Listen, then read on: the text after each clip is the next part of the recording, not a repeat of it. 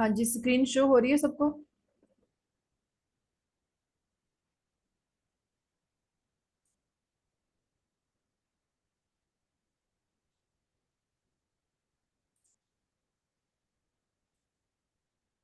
क्या शो हो रहा है स्क्रीन में? कंप्यूटर्स।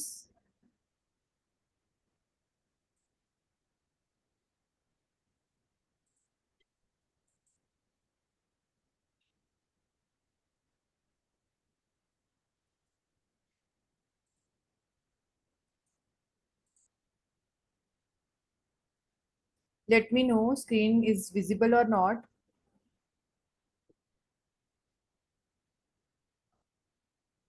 स्क्रीन विजिबल है, प्लीज यस और नो बोलो। Yes ma'am. Okay fine. तो आप लोगों का जो सब्जेक्ट है वो हमारा कंप्यूटर बेसिक्स से रिलेटेड है, ठीक है। इसका फर्स्ट जो आपके टॉपिक्स आएंगे, those are based on the basic fundamentals of the computer system, right. तो आपका जो कंप्यूटर सिस्टम है, कंप्यूटर है क्या? If we talk about the computer, computer को जैसे हम लोग आज के टाइम में भी नो दैट कंप्यूटर एक ऐसी डिवाइस है, एक ऐसा आपके पास सिस्टम है। Computer it is an electronic device. हमें पता है कंप्यूटर सिस्टम के अंदर जितना भी आपका डाटा जो होता है वो इलेक्ट्रॉनिक फॉर्म के अंदर जो है वो स्टोर किया जाता है, ठीक है। तो आप इसके अंदर जो भी डाटा एंटर करते हो ये उसको एक्सेप्ट करता है। It accept data from the user. आप जो डाटा इसके अंदर एंटर करोगे ये उसको एक्सेप्ट करेगा, उसको प्रोसेस करता है, मतलब उसके ऊपर जो भी ऑपरेशंस परफॉर्म करवाने हैं ये वो सारे ऑपरेशन परफॉर्म करवाएगा। और उसके रिजल्ट्स आपको रेडी करके आपको वो डिस्प्ले करवा देता है। हम इसकी स्क्रीन के ऊपर रिजल्ट्स मिल जाते हैं, ठीक है। और आप इसको स्टोर कर सकते हो, स्टोर करके रख सकते हो कंप्यूटर की मेमोरी के अंदर for your future uses. So this is known as the computer system, right. Computer system क्या होता है? एक ऐसी इलेक्ट्रॉनिक डिवाइस है जो यूजर से डाटा को एक्सेप्ट करते हैं, उसके ऊपर ऑपरेशन परफॉर्म किया जाता है, फिर उसके रिजल्ट्स आपको शो किए जाते हैं। आप उसको सेव करके रख सकते हो अपने फ्यूचर यूज के लिए। So this is the computer system. Now there are two terms. कई बार आपको आ जाता है what is data and the information. Data और इंफॉर्मेशन दोनों के अंदर क्या डिफरेंस होता है? डाटा होता है रॉ डाटा जो आप लोग एंटर कर रहे हो नॉर्मली, जिसके ऊपर लेकिन आप उसको एज एन इंफॉर्मेशन यूज नहीं कर सकते, आप उसको नॉलेज नहीं बोल सकते, आप उसको इंफॉर्मेशन नहीं बोल सकते, क्योंकि डाटा जो होता है वो रॉ डाटा होता है। अगर मैं आप लोगों से बोलूं कि हाँ जी, एक स्टूडेंट का आप लोगों ने दो सब्जेक्ट्स के आपने उनके स्कोर एंटर कर दिए, हिंदी और इंग्लिश, तो वो एक रॉ डाटा है। अभी आप उसके बिहाफ पे ये नहीं डिक्लेयर कर सकते कि उसकी कि वो एक इंफॉर्मेशन है, आप उसको फुल फ्लेज रिजल्ट नहीं मान सकते। जब आपके सारे सब्जेक्ट्स का डाटा जो है, सारे सब्जेक्ट्स के जो स्कोर हैं वो एंटर हो जाएंगे, तो एंड में जब उसका रिजल्ट जनरेट हो जाएगा that is known as information. So information जो होती है वो एक पर्टिकुलर प्रोसेस्ड डाटा होता है जिसके ऊपर जो ऑपरेशंस आपने परफॉर्म करवाने थे वो परफॉर्म हो चुके हैं। उसके बाद जो इंफॉर्मेशन, जो नॉलेज आपको मिलती है that is known as information, क्योंकि आप उसको आगे फर्दर अपने पर्पसेस के लिए यूज कर सकते हो, ठीक है। सो this is your computer, this is your data, this is the information, ठीक है। इतना समझ में लगा? Yes ma'am. ओके, अब आप लोगों का जो नेक्स्ट टॉपिक है वो है आप लोगों का कंप्यूटर सिस्टम के फीचर्स।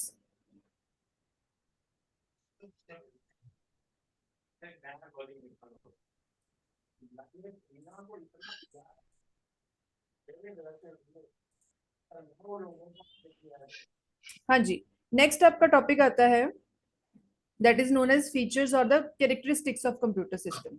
ये आपको 10 मार्क्स में भी आ जाता है, कई बार आपको आ सकता है question define computer and its features, ठीक है। तो ये सारे जो है ये आपके कंप्यूटर सिस्टम के फीचर्स होते हैं, ठीक है। इसकी स्पीड, एक्यूरेसी, डिलीजेंस, वर्सटैलिटी और रिलायबिलिटी, ऑटोमेशन, मेमोरी, तो ये सारे ही इसके फीचर्स हैं कि कंप्यूटर सिस्टम जो है वो एक ह्यूमन बीइंग से डिफरेंट क्यों है, मतलब what are the features, what are its benefits, what are its characteristics, right. So this is your next topic. Now let's start. सबसे पहले आपके पास आता है स्पीड। फर्स्ट आपका पॉइंट होता है स्पीड। हम इसको स्पीड क्यों बोलते हैं?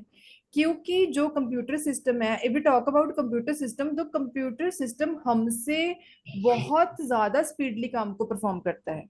अगर हम लोग मैन्युअली, आप लोग अपनी नोटबुक के ऊपर पेन पेंसिल के साथ अगर आप एडिशन, सब्ट्रैक्शन, मल्टीप्लिकेशन, मैथमेटिकली चीजों को आप अगर सॉर्ट आउट करने बैठो तो उसके अंदर बहुत टाइम लगेगा। लेकिन अगर आप कंप्यूटर सिस्टम को रॉ डाटा एंटर करवा के एक बटन के ऊपर क्लिक करोगे तो एक सिंगल क्लिक के अंदर आपको सारी बहुत बड़े लेवल की जो कैलकुलेशन है वो आपको परफॉर्म हुई मिल जाएगी।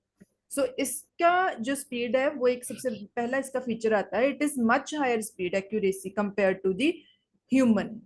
ठीक है, तो हमसे ज्यादा ये स्पीडली काम कर सकता है। दूसरा होता है इसका एक्यूरेसी। एक्यूरेसी का मतलब ये होता है कि जो कंप्यूटर सिस्टम है वो आपको काफी हद तक, मतलब मैक्सिमम हम बोल सकते हैं कि 100% एक्यूरेसी होती है, क्योंकि वो ऑलरेडी उसके अंदर इनबिल्ट फॉर्मूलाज हैं, इनबिल्ट सॉफ्टवेयर्स हैं, तो आपको इसके अंदर एरर्स बहुत कम मिलती है। ठीक है, कई बार डिपेंड भी करता है, अगर आप उसको इनपुट ही गलत दे रहे हो तो आपको डाटा जो है, आपको उसका जो आउटपुट है वो गलत ही मिलेगी, अगर आपकी इनपुट ही गलत होगी। लेकिन अगर आप इनपुट सही दे रहे हो तो आपको 100% एक्यूरेसी होगी, मतलब उसके अंदर मिस्टेक्स बहुत कम होती हैं, इतनी एरर्स नहीं होती हैं। तो दैट्स वाई इसको बोलते हैं, ये बहुत एक्यूरेट रिजल्ट्स आपको प्रोवाइड करवाता है। उसके बाद आती है डिलीजेंस। डिलीजेंस का मतलब क्या होता है? डिलीजेंस ये होता है कि जो हम हैं, हम इंसान हैं, हम लोग थक सकते हैं काम करते करते, कैलकुलेशंस करते करते, लेकिन जो कंप्यूटर सिस्टम है वो थकता नहीं है। ठीक है, कंप्यूटर सिस्टम जो है वो मिलियन ऑफ टास्क और कैलकुलेशन जो है वो with same consistency and accuracy के साथ वो परफॉर्म करवाता है। आप उससे 10 कैलकुलेशंस करवा लो, 20 कैलकुलेशंस करवा लो, आप उससे मल्टीटास्किंग करवा लो, वो थकता नहीं है। Computer system is a machine, तो it doesn't feel any kind of fatigue और लैक ऑफ कंसंट्रेशन। हम लोग थक सकते हैं, आप 1 घंटा काम करो, 2 घंटा काम करो, तो you will start to feel fatigue ना, आपकी कंसंट्रेशन थोड़ी सी कम हो जाएगी। लेकिन कंप्यूटर सिस्टम ऐसा नहीं करता, that's why it is known as diligence की जो फीचर है। वर्सटैलिटी जो होता है, वर्सटैलिटी भी बोल देते हैं इसको, इसका मतलब है कि capability of a computer to perform different kinds of work with same accuracy and efficiency. ये एक टाइम पे मल्टीपल जो काम है उनको परफॉर्म कर सकता है, एक से ज्यादा। अगर आप अपने कंप्यूटर सिस्टम के ऊपर देखो, हम लोग ऐसा करते हैं ना, एक तरफ आप वर्ड की फाइल खोल कर सकते हो, दूसरे के ऊपर एक्सेल की फाइल, पीडीएफ ओपन कर सकते हो, तीसरा अपने इंटरनेट भी ओपन करके रखा हुआ है। ठीक है, गूगल के ऊपर आप कुछ सर्च कर रहे हो, तो ये मल्टीपल काम एक साथ कर सकता है। ठीक है, ये इसकी वर्सटैटिलिटी होती है। ठीक है, इन अभी तक जितना पढ़ा उसके अंदर कोई प्रॉब्लम हो? No ma'am. ओके, तो नेक्स्ट हमारे पास टॉपिक इसका फीचर है रिलायबिलिटी। मतलब हम आप इसके ऊपर रिलायब भी कर सकते हो। कंप्यूटर सिस्टम है reliable as it gives consistent result for the similar set of data. अब इसका मतलब क्या है कि if we give same set of input any number of times we will get the same result. ऐसा होता है, अगर मैं आपसे बोलूं फॉर एग्जांपल, अगर मैं आपको बोलूं कि आप मुझे एक एलिफेंट की ड्राइंग बना के दिखाओ, ठीक है, जब आप फर्स्ट टाइम बनाओगे तो वो बनेगी। अब सेम अगर मैं आपको बोलूं कि सेम पेंटिंग दोबारा बना के दिखाओ, तब जब आप दोबारा बनाओगे ना तो वो सेम नहीं होगी, उसमें 19-20 का फर्क होता है, 19-21 का, तो वो सेम नहीं होती। तीसरी बारी बोलोगे तो वो तीसरी बार थोड़ा बहुत फिर डिफरेंस आ जाएगा। तो इट इज व्हाट कि आप रिलायबल कर सकते हो इसकी हमेशा, मतलब it provide consistent results. Consistent मतलब उसके अंदर बहुत ज्यादा चेंजेस नहीं होते, आपको सेम आउटपुट मिलेगी। आप मल्टीपल टाइम वो काम परफॉर्म करवा लो, आपको सेम एक्यूरेसी मिलेगी, सेम मतलब आउटपुट, सेम रिजल्ट्स मिलेंगे। ठीक है, उसके अंदर बहुत ज्यादा चेंज नहीं होता, फ्लेक्सिबल नहीं रिजल्ट होंगे आपके। और क्या होता है इसके अंदर? Memory. Yes, memory is quite important. हम बोलते हैं ना, हम आपने काम करके रख लिया, अगर हम बात करें हमारी जो मेमोरी है वो भी वीक है, हमारी मेमोरी वीक है। अगर मैं आपको बोलूँ ना कि आप हिस्ट्री की पूरी बुक लर्न कर लो तो वो आपके लिए एक बहुत डिफिकल्ट टास्क होगा, लेकिन कंप्यूटर सिस्टम के अंदर आपने जो काम करके रख दिया आप उसको सेव करके रख सकते हो हार्ड डिस्क के ऊपर, इसकी मेमोरी के ऊपर। ठीक है, इसके पास अपनी मेमोरीज है, मेमोरीज को भी हम डिटेल में आगे चल के पढ़ेंगे आपके कमिंग चैप्टर्स के अंदर। तो मेमोरी के अंदर आप सेव करके रख सकते हो डाटा को, उसको आप 4 साल बाद भी रिट्रीव कर लो तो वो एज इट इज आपको आपका डाटा मिलेगा। ठीक है, तो हम लोग इतने बहुत लार्ज वॉल्यूम के जो डाटा है उसको हम लर्न नहीं कर सकते, लेकिन कंप्यूटर की मेमोरी कर सकती है। So these are the features of computer system. You should know about what is computer system, what is the data, what is the information, and what are its characteristics and the features। इनको कई बार ऐसे भी आ सकते हैं, characteristics क्या होती है, features क्या होते हैं, तो ये दोनों सेम चीज है। ठीक है, so this was your next topic. अब हम इसके बाद आपका नेक्स्ट जो टॉपिक है, हाँ जी, अब आपके पास जो नेक्स्ट टॉपिक आने वाला है वो आपका जनरेशंस का है। जनरेशंस, कंप्यूटर जनरेशंस क्या होती हैं, ठीक है। तो ये आपने बड़े ध्यान से पढ़ना है, इसको समझ लो। ये आपको टिप्स पे हो कुछ चीजें, ये मैं हाइलाइटिंग फीचर्स आपको इसके अंदर दिखा रही हूँ। इसको आपने एक सेंटेंस के अंदर कैसे लिखना है, आप ये मैं इसके बाद वाली स्लाइड के अंदर आपको शो करूंगी। हाँ जी, स्क्रीन विजिबल है सबको? Yes, ma'am. ओके डियर, तो ये आपका है कंप्यूटर जनरेशंस। देखो जनरेशंस का मतलब क्या होता है, जो पीढ़ियां पीढ़ियां चलती आ रही हैं आगे चल, है ना। हम लोग अपनी जनरेशन की भी बात करें तो हमारी जो पुरानी जनरेशन थी, हमारे एंसेस्टर्स थे, उसके बाद हमारे पेरेंट्स आए, पेरेंट्स के बाद हम आए, अब हमारे बाद हमारी आगे वाली आने वाली जनरेशन आएगी। So this is what generation. So जैसे जैसे न्यू जनरेशन आती जाती है बहुत सारे चेंजेस आते जाते हैं। हर जनरेशन जो होती है वो पुरानी जनरेशन से एक्स्ट्रा ऑर्डिनरी आती है, और वो हमेशा उनसे शार्प होती है और उनके अंदर नए फीचर्स होते हैं, ठीक है।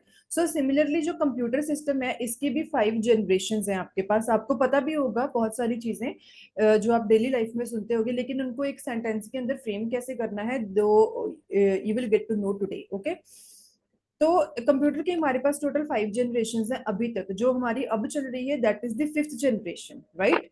तो हमारे पास 5 जनरेशन जो हैं, अब उनके अंदर क्या क्या फीचर्स है, ये क्वेश्चन आपको हमेशा 10 मार्क्स में आएगा, ठीक है, जब भी आएगा। सो फर्स्ट जनरेशन के अंदर क्या कॉन्सेप्ट था, सेकंड का क्या कॉन्सेप्ट था, थर्ड का क्या कॉन्सेप्ट था, क्या क्या चेंजेस आते गए, will get to know about that in this topic, okay. So if we talk about the first generation, see ये आपकी फर्स्ट जनरेशन थी। The main characteristics of the first generation of computer, जो इस generation का क्या period था, 1940 से 1950 तक। तो ये इसका पीरियड था, ठीक है, इस जनरेशन का। ये देखो, जब कंप्यूटर सिस्टम्स इन्वेंट हुए थे उस टाइम पे कंप्यूटर सिस्टम्स बहुत बड़े साइज के होते थे, एक रूम के साइज के होते थे। तो वो जितने बड़े होते थे, आप ये देखो जितनी बड़ी चीज है वो उतनी ही उसकी कंजम्पशन होगी और इतनी उसकी प्रोडक्शन होगी। मतलब वो जितनी बड़े लेवल के ऊपर वो इलेक्ट्रिसिटी जो थे वो कंज्यूम करते थे, उतनी ही ज्यादा वो हीट जो थी वो प्रोड्यूस करते थे। अगर हम बात करें, आप अगर एक एक्टिवा के अंदर पेट्रोल डलवाओगे तो वो बहुत कम होता है, लेकिन अगर आप एक प्लेन के अंदर फ्यूल वगैरह वो डलवा रहे हो तो वो उसकी कंजम्पशन बहुत हाई होगी। तो सिमिलरली आपके डिवाइस, आपके पास कोई भी डिवाइस है, जितनी छोटी होगी उसकी कंजम्पशन कम होती है, जितनी बड़ी डिवाइस होती है उसकी कंजम्पशन बड़ी होती है, ठीक है। तो जब कंप्यूटर सिस्टम्स इन्वेंट हुए थे वो आपकी फर्स्ट जनरेशन थी। इसके अंदर मेन इलेक्ट्रॉनिक कंपोनेंट कौन सा यूज किया गया था, वैक्यूम ट्यूब। इलेक्ट्रॉनिक कंपोनेंट था वैक्यूम ट्यूब। ये जो आपको साइड पे दिख रही है ना ग्लास की कोर, ये इसकी थी वैक्यूम ट्यूब। और इसके अंदर मेन मेमोरी, मेमोरी मतलब स्टोरेज के लिए इसके अंदर कौन सा कॉन्सेप्ट यूज किया जाता था, मैग्नेटिक ड्रम्स और मैग्नेटिक टेप्स यूज की जाती थी, ठीक है, उस टाइम पे। और उस टाइम पे इसके अंदर प्रोग्रामिंग लैंग्वेज कौन सी यूज की जाती थी, मशीन लैंग्वेज। मतलब जब कंप्यूटर सिस्टम इन्वेंट हुआ था उस टाइम पे बहुत ज्यादा हाई लेवल लैंग्वेजेस नहीं यूज होती थी। जैसे आजकल तो आपने सुना भी होगा सी लैंग्वेज आ गई है, C++ है। मार्केट में बहुत सारी ऐसी लैंग्वेजेस हैं जिनके अंदर सॉफ्टवेयर डेवलप किए जाते हैं, HTML, PHP है, बहुत सारी जावा की बहुत सारी वर्जन आ गई हैं। तो मतलब उस टाइम पे सिर्फ मशीन लैंग्वेज यूज होती थी। जो मशीन लैंग्वेज आज भी कंप्यूटर सिस्टम जो है वो मशीन लैंग्वेज ही समझता है। ये हमें लगता है कि कंप्यूटर सिस्टम इंग्लिश लैंग्वेज समझ रहा है, नहीं, कंप्यूटर सिस्टम का जो कॉन्सेप्ट है, जो इसका बेस है, जो इसका हार्डवेयर है, आज भी वो मशीन लैंग्वेज ही समझता है। मशीन लैंग्वेज कौन सी होती है, जिसके अंदर सिर्फ दो ही डिजिट्स यूज होती हैं, 0110, दैट्स इट। सिर्फ ये इसी के बिहाफ पे कंप्यूटर सिस्टम को जो भी इंस्ट्रक्शंस आप दोगे वो समझेगा। तो power, it consumes a lot of electricity and generate a lot of heat. जितनी इलेक्ट्रिसिटी वो कंज्यूम करते थे उतनी ही ज्यादा हीट भी प्रोड्यूस करते थे, ठीक है। स्पीड एंड साइज, देखो इनके बहुत बल्कि होते थे क्योंकि वो बहुत बड़े होते थे साइज में, और उनकी स्पीड जो होती थी वो कम होती थी, इतनी वो फास्ट काम नहीं करते थे। ऑफ इट, मैंने पहले ही बोला, it often taking up entire room, room के साइज के होते थे। तो इतनी बड़ी लार्ज साइज के अंदर जितनी बड़ी आपकी वो होगी, फिजिकल साइज जितना बड़ा होगा स्पीड उतनी ही स्लो होती है। और इसके अंदर इनपुट आउटपुट डिवाइसेस कौन सी यूज की जाती थी, पंच्ड कार्ड्स और पेपर टेप्स यूज किए जाते थे। तो ये फीचर्स आपको याद रखने हैं। इसकी कुछ एग्जांपल जो थी, ठीक है, एनियाक कंप्यूटर थे, यूनिवैक थे, आईबीएम थे, आईबीएम की डिफरेंट वर्जन ये थे। तो ये इसके कुछ उस टाइम की एग्जांपल्स थी। ठीक है, तो अगर हम बात करें इसकी quantity, there were about 100 different vacuum tubes computers produced between 1942 to 1963। तो आपको इतना दूर जाने की भी जरूरत नहीं है, आप सिर्फ इतना एग्जांपल्स तक पढ़ लो तो आपको इतना कॉन्सेप्ट आपको पता हो, मतलब आपको पता होगी कि फर्स्ट जनरेशन में कौन सा कॉन्सेप्ट यूज होता था। उसके बाद हमारी आई सेकंड जनरेशन। जब सेकंड जनरेशन आई तो कुछ इंप्रूवमेंट्स हुई। अब जो अगर हम बात इसके अंदर जो आपका मेन इलेक्ट्रॉनिक कंपोनेंट था वो ट्रांजिस्टर्स था। ये देखो राइट साइड पे जो बना हुआ ट्रांजिस्टर्स था। तो ये इलेक्ट्रॉनिक कंपोनेंट यूज किया जाता था instead of using vacuum tubes. और इसके अंदर जो मैग्नेट मेमोरी मेमोरी के कॉन्सेप्ट के लिए, डाटा को स्टोर करके रखने के लिए जो कॉन्सेप्ट यूज किया जाता था वो था magnetic core and magnetic tape और डिस्क। तो ये कॉन्सेप्ट इसके अंदर यूज हुआ था। प्रोग्रामिंग लैंग्वेज इसके अंदर यूज हुई थी असेंबली। क्यों यूज हुई थी असेंबली लैंग्वेज? क्योंकि जो 0110 मशीन लेवल लैंग्वेज है उसके अंदर कोड्स को लर्न करना, याद करके रखना, इंस्ट्रक्शंस को याद करके रखना, इट वाज क्वाइट डिफिकल्ट। अगर मैं आपको बोलूं कि आप थाउजेंड्स ऑफ नंबर्स ऐसे लर्न करके रखो तो आपके लिए वो बहुत डिफिकल्ट है, उसके अंदर बहुत एरर्स होंगी, बहुत टाइम कंज्यूमिंग होएगा वो। तो आप लोग इतना नहीं लर्न कर सकते, तो इसके बजाय असेंबली लैंग्वेज यूज हो गई थी। एक चीज याद रखना, सुन लो ध्यान से, ये आप लोग अपने पास अपना नोटबुक और पेन लेके बैठा करो, जो हाईलाइटेड फीचर्स होते हैं, मेन पॉइंट्स आप नोट कर लिया करो। असेंबली लैंग्वेज को एक सिंबॉलिक लैंग्वेज भी बोलते हैं, इसलिए बोलते हैं क्योंकि इसके अंदर निमोनिक कोड्स यूज होते थे। निमोनिक कोड्स मतलब 0110 की जगह पे यहाँ पे आप लोग छोटे छोटे वर्ड्स यूज करने लगे थे। जैसे अगर लेट सपोज अगर आपने एडिशन प्लस करने का अगर आपने ऑपरेशन परफॉर्म करवाना है तो आप एड यूज करते थे, ADD एड। अगर आपने मल्टीप्लाई यूज करना है उसके लिए आप निमोनिक कोड यूज करते थे, MUL मल्टीप्लाई के लिए। ठीक है, तो ये आपके पास कुछ ऐसे मतलब निमोनिक कोड्स आ गए थे। इसको सिंबॉलिक क्योंकि इसके अंदर सिंबल्स यूज किए जाते तो इस वजह से इसको सिंबॉलिक लैंग्वेज भी बोलते थे। ठीक है, तो उसके और पावर एंड साइज का क्या मतलब था इनके? अब ये जो थे, ये इनका size as compare to the first generation computer ये काफी कम हो गया था। तो दैट्स वाई इसके अंदर जो इसकी पावर कंजम्पशन थी वो काफी कम थी, और दैट्स वाई ये लोग, ये जो कंप्यूटर्स थे उनकी हीट भी बहुत कम होती थी क्योंकि वो साइज में छोटे थे as compare to the first generation computers. और फिर क्योंकि देखो जब उनका साइज कम हो गया था तो ऑब्वियसली बात है उनकी स्पीड भी कम हो गई थी। ठीक है, मतलब स्पीड स्लो नहीं थी, इंप्रूवमेंट हो गई थी। ठीक है, और इसके अंदर इनपुट आउटपुट डिवाइसेस कौन सी यूज हुई थी? इसके अंदर भी पंच कार्ड और मैग्नेटिक टेप ही तब तक यूज हो रहे थे, similar to the first generation computer. Okay, now let's switch to the third generation. अब इसके ये थे 1960 से 1970 तक आपके पास थर्ड जनरेशन चली थी। अब इसके अंदर कौन सा था? इसके अंदर मेन इलेक्ट्रॉनिक कंपोनेंट जो था वो यूज हुआ था इंटीग्रेटेड सर्किट्स, जिसको आईसीज भी बोल सकते हैं। इंटीग्रेटेड सर्किट, ये जो आपके साइड पे ये देखो इंटीग्रेटेड सर्किट्स आपने देखे भी होंगे अगर आप किसी इलेक्ट्रॉनिक शॉप पे जाओ, या फिर अगर आप ये हार्डवेयर का अगर आप सामान देखोगे ना इसके कंपोनेंट्स, तो ये छोटे छोटे से ये इंटीग्रेटेड सर्किट्स होती हैं जो यूज की जाती हैं। तो इसके अंदर मेमोरी का कॉन्सेप्ट, मतलब मेमोरी इसके अंदर अब थोड़ा चेंज हो गया था, लार्ज मैग्नेटिक कोर यूज होनी शुरू हो गई थी, और मैग्नेटिक टेप और डिस्क एज इट इज वो कंटिन्यू चली आ रही थी। तो इसके अंदर ये सारे कॉन्सेप्ट यूज होते थे। अब देखो थर्ड जनरेशन के अंदर जो प्रोग्रामिंग लैंग्वेज थी, यहाँ पे आपकी लैंग्वेजेस का लेवल थोड़ा हाई हो गया था। असेंबली लैंग्वेज से ऊपर आ गई थी फॉर्ट्रेन, बेसिक, पास्कल, कोबोल, सी लैंग्वेजेस। तो ये सारी जो थी ये लैंग्वेजेस यूज होनी शुरू हो गई थी। ठीक है, if we talk about the size, तो इनका साइज काफी छोटा हो गया था, और उतने जितने कुछ साइज छोटा होएगा तो वो चीपर भी हो गई थी, इतने एक्सपेंसिव नहीं थे। And it was more efficient then the second generation computers ना, बिकॉज और इनको कई बार मिनी कंप्यूटर भी बोला जाता था, क्योंकि ये देखो उस टाइम पे ये जो कंप्यूटर का साइज था ना ये हो गया था, जो ये राइट साइड पे पिक्चर के अंदर शो हो रहा है। तो ये इतना साइज इनका हो गया था, छोटा होता होता जैसे जैसे जनरेशन बढ़ी ना वैसे वैसे कंप्यूटर्स का साइज कम होता गया। कंप्यूटर्स का साइज कम होता गया, स्पीड जो है वो बढ़ती गई, मतलब इंप्रूवमेंट इनके फीचर्स के अंदर इंप्रूवमेंट होती गई। अब इनकी स्पीड देखो इंप्रूवमेंट हो गई थी, है ना, as compare to the second generation. इसके अंदर हम लोग इनपुट आउटपुट डिवाइसेस कौन सी यूज करते थे? मैग्नेटिक टेप, इसके अंदर फिर कीबोर्ड्स आ गए थे, मॉनिटर और प्रिंटर्स भी यहाँ पे यूज होने शुरू हो गए थे। ठीक है, तो ये थर्ड जनरेशन थी। ओके अब अगर हम बात करें नेक्स्ट है हमारे पास फोर्थ जनरेशन ऑफ कंप्यूटर। जो फोर्थ जनरेशन थी कंप्यूटर्स की वो 1970s ना टू दी प्रेजेंट। अगर हम इसको बात करें उसके बाद ये वाली जनरेशन शुरू हो गई थी। अब इसके अंदर देखो मेन इलेक्ट्रॉनिक कंपोनेंट्स कौन सा यूज होता था, इसको वीएलएसआई भी बोलते हैं कई बार फुल फॉर्म अगर आपको। What is VLSI? Very large scale integration and micro processors use होने शुरू हो गए थे। ये जो साइड पे आपको पिक्चर शो हो रही है, ठीक है, ये सारे छोटे छोटे कंपोनेंट्स हैं, इलेक्ट्रॉनिक कंपोनेंट्स हैं जो कंप्यूटर्स के अंदर यूज होते हैं। अब इसके अंदर क्या था, वीएलएसआई क्या होता है, thousands of transistors on a single microchip. Thousands of transistors जो है वो एक सिंगल माइक्रोचिप के ऊपर असेंबल्ड किए जाते हैं। दैट्स वाई इसको बोला जाता है वेरी लार्ज स्केल इंटीग्रेशन, ठीक है। अब इसके अंदर मेमोरी कौन सी यूज होती थी, सेमीकंडक्टर मेमोरी। सेमीकंडक्टर्स यहाँ पे यूज होने शुरू हो गए थे, ठीक है।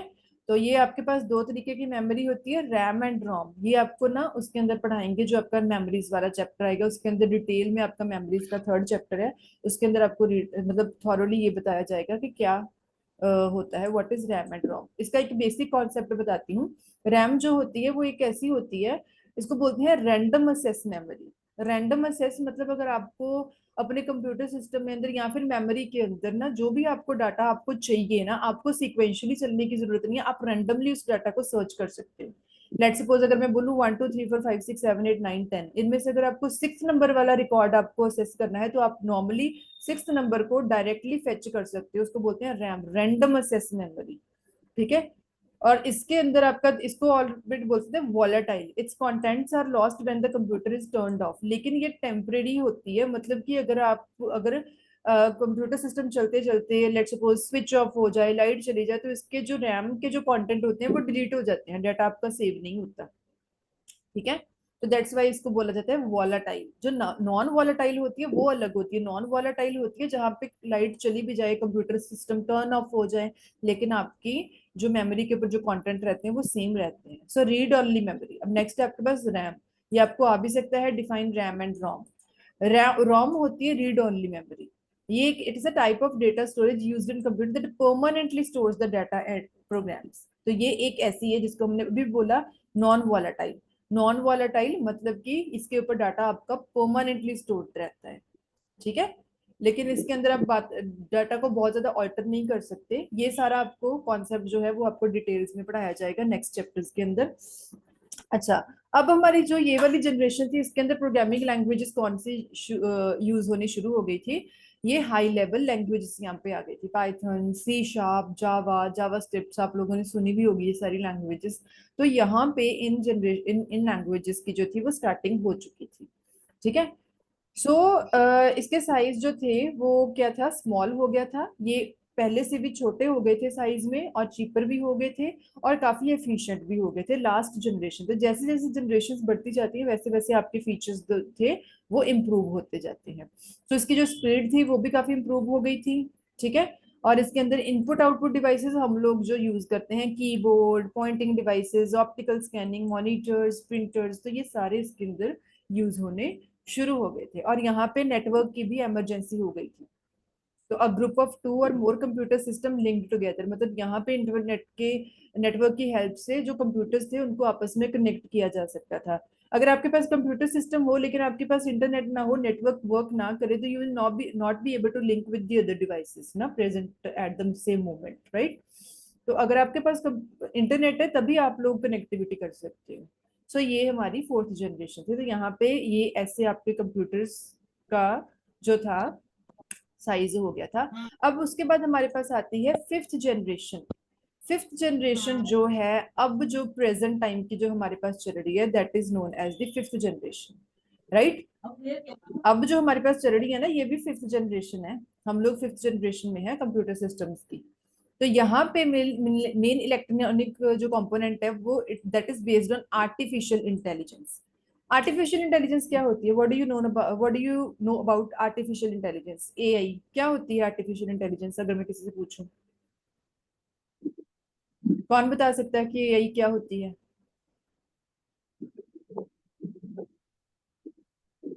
किसी को भी नहीं पता?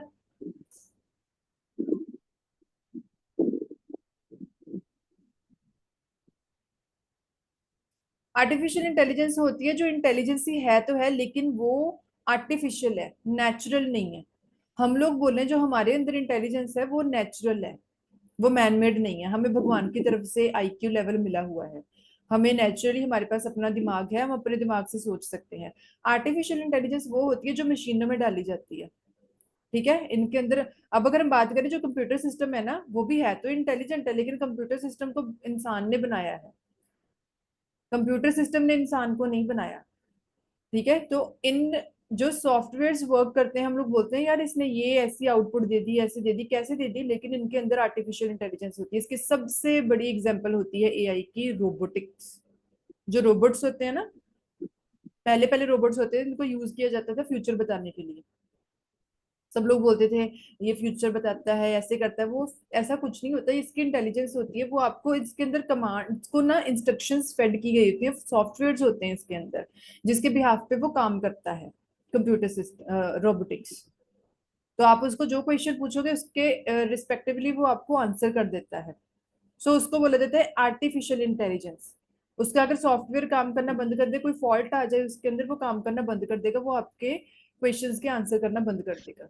सो that is known as artificial intelligence. और यहाँ पे ultra large scale, ULSI, ultra large scale integration जो थी, तो वो टेक्नोलॉजी यूज होनी शुरू हो गई थी।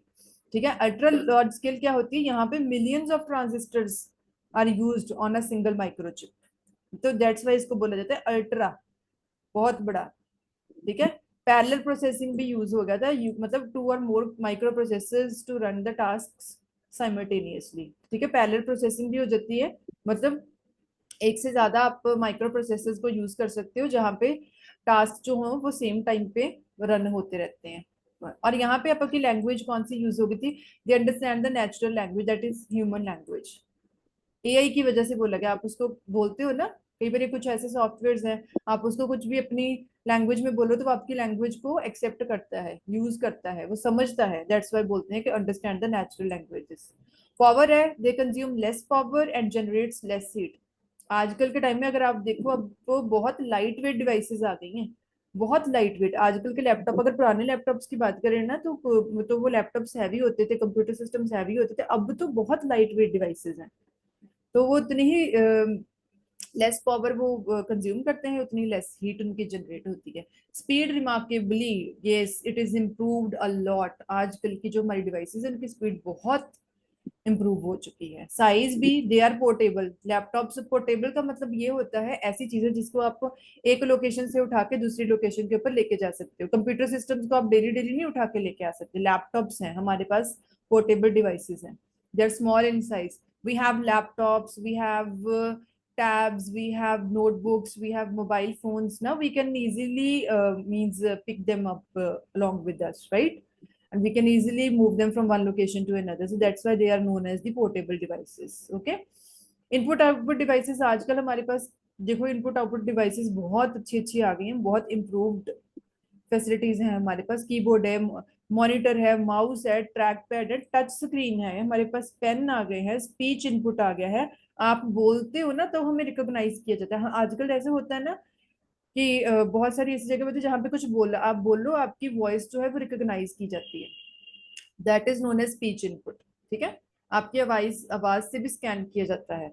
सो लाइट स्कैनर है, प्रिंटर्स हैं, एग्जाम्पल्स डेस्कटॉप जो हम यूज कर रहे हैं, लैपटॉप्स, टैबलेट, स्मार्टफोन्स। तो ये सारे फिफ्थ जनरेशन की ही पार्ट है। ठीक है, so this was your 5 generation of computers. ठीक है, समझ में लगा? इसके अंदर कोई इशू हो, कोई प्रॉब्लम हो जो ये टॉपिक अभी भी हमने किया है?